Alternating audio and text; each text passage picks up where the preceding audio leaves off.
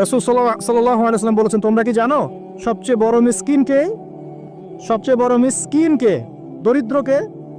সাহাবীরা বলছেন, আমরা তো মনে করি যার কাছে অর্থ সম্পদ কম সেই বড় মিসকিন। আল্লাহ রাসূল বলছেন, ভুল। শোনো, সবচেয়ে বড় মিসকিন সেই ব্যক্তি যে ব্যক্তি পরকালে অনেক নেকি নিয়ে উঠবে, নামাজ, রোজা, হজ, যাকাত, ওমরা, হজের নেকি, বিশাল বিশাল নেকি। এরপরে সে দেখবে সামনে মানুষ দাঁড়িয়ে আছে, কারো গীবত করেছে, কাউকে তহমত দিয়েছে, কাউকে অপবাদ দিয়েছে, কারো টাকা চুরি করেছে, কাউকে অন্যায়ভাবে জুলুম করেছে, কাউকে পিটিয়েছে, কারো সম্পদ লুট করেছে ইত্যাদি।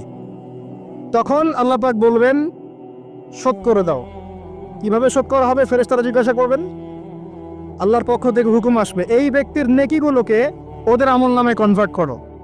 বলছি শেয়ার ইট পাস করে দাও।